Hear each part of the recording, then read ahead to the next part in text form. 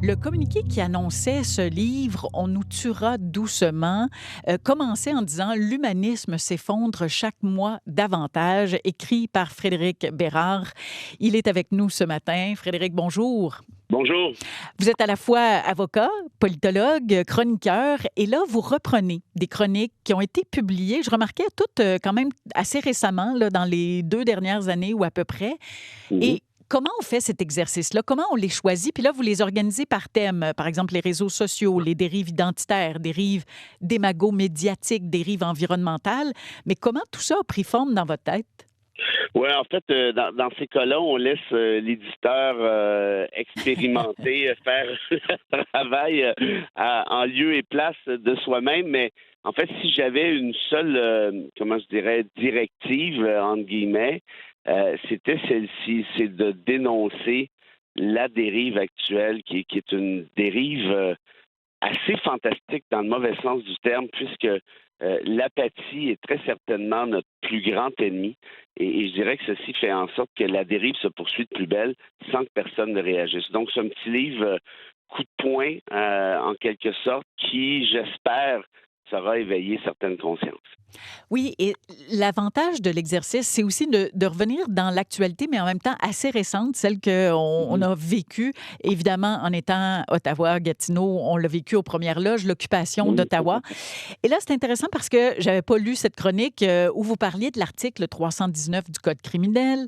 Ça Mhm. semble être évident. Grosso modo, ce que vous dites, c'est qu'on avait les outils pour poursuivre, déclarer coupables ceux qui manifestaient, pour peu que, on disait, là, qui fomentent volontairement la haine. Quand vous Mhm. regardez tout ce qui s'est écrit depuis, parce que ça peut être un exercice difficile, écrire quelque chose à chaud, puis ensuite le republier 1 an, 2 ans plus tard, qu'est-ce que vous pensez de ce qui se dit sur, par exemple, la loi sur les mesures d'urgence puis l'occupation d'Ottawa? Quelle question pertinente. Oui, en fait, publier ce type de chronique a posteriori est un exercice d'humilité assez important, on va se le dire. C'est d'évaluer à quel point on s'est trompé ou parfois on a tiré dans le mille. Je pense que évidemment, quand on écrit ce type de chronique-là, vous l'avez dit, hein, on le fait à chaud, souvent avec une information relativement incomplète. Donc, l'idée, c'est seulement, puis moi, c'est un peu mon job parce que j'enseigne le droit à l'université, c'est de vulgariser certains concepts, essayer d'apporter un certain éclairage sur le débat public, à savoir quelles sont les balises constitutionnelles applicables, quels sont les concepts qui pourraient être pertinents ici et là. Et dans le cas d'Ottawa, bien évidemment, c'était très particulier, puis on l'a vu, hein, il y a une commission d'enquête qui a dit, ben oui, le gouvernement Trudeau a bien fait de recourir à la loi, il y a une décision de la Cour fédérale qui a dit l'inverse par la suite, ce qui est la preuve que lorsqu'on parle de droit constitutionnel, on est toujours un peu dans une espèce de bassin d'incertitude, en quelque sorte. Alors, voilà, moi, mon job, c'est d'apporter ces éclairages-là du mieux que je peux, là, évidemment.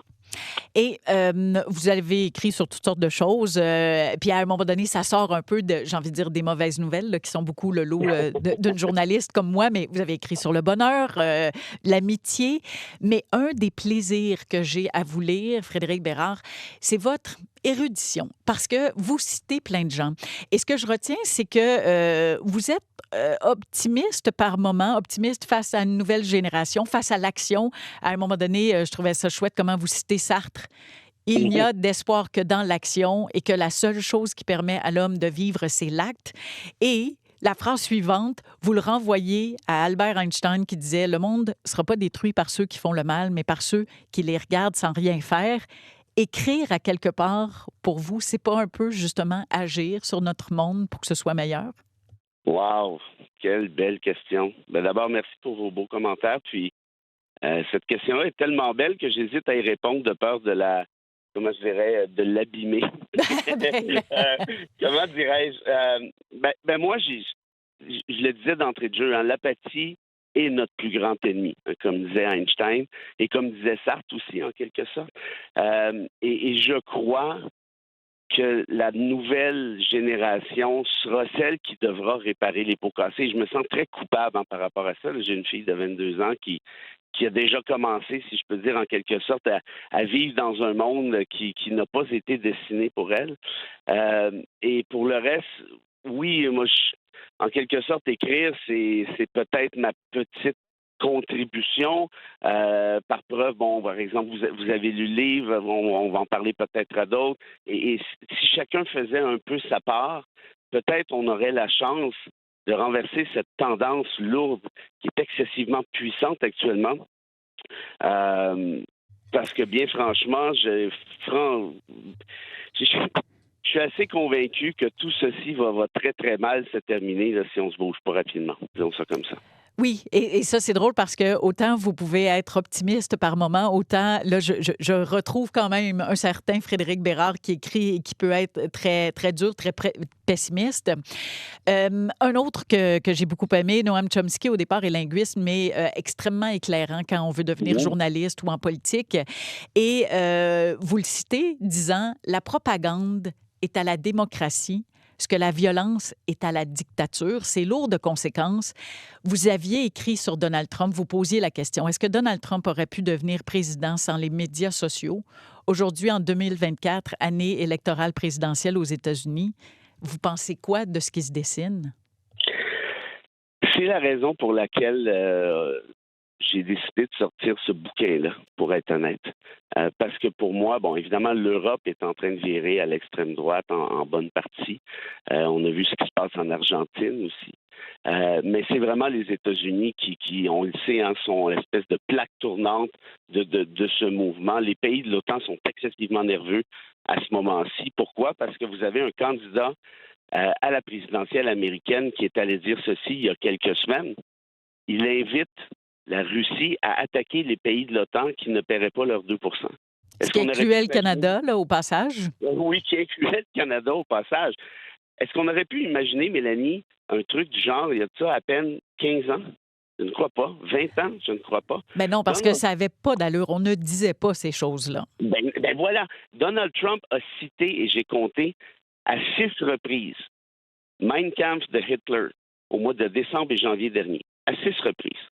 Notamment, les immigrants sont le poison de notre pays. On parle de Hitler ici, là. Et ce gars-là est en avance dans les sondages. Mm-hmm. Avec un paquet de procès sur le dos en même temps. 91 chefs d'accusation aux criminels. Je vous parle même pas des trucs civils. C'est plus... je ne sais pas comment le dire autrement, mais moi, si je nous ramène même à la période de George W. Bush, qui était quand même pas le petit frère de l'ange Gabriel, là, la dernière fois que j'ai regardé, il n'y avait rien qui pouvait s'approcher de ça. Si George W. Bush avait cité Hitler, ça aurait pris 3 minutes et ses valises étaient faites. Oui, effectivement. Aujourd'hui, on en a un qui fait du millage là-dessus et c'est une bêtise par-dessus l'autre. Vous avez vu peut-être, il y a de ça 2 ou 3 jours, que Trump a partagé une photo de Biden ligoté dans un baïonné, ligoté dans un véhicule de char. Parce que là, j'ai même pas besoin, j'ose croire, de caricaturer l'affaire. On a simplement besoin de la dire et malgré ça, les gens ne réagissent pas et j'inclus le Canada ici. Et donc, appel à l'action. Frédéric Bérard, merci d'avoir été là ce matin. C'est moi qui vous remercie. Et comme disait Camus, il y a beaucoup plus de bonnes personnes que de mauvaises. Il suffit de leur faire confiance. C'est un excellent mot de la fin. Frédéric Bérard, avocat, politologue, professeur, chroniqueur, auteur de ce livre « On nous tuera doucement » qui vient tout juste de paraître aux éditions Somme Toute. Vous pensiez zapper? Restez donc encore quelques minutes pour entendre ce qui s'en vient.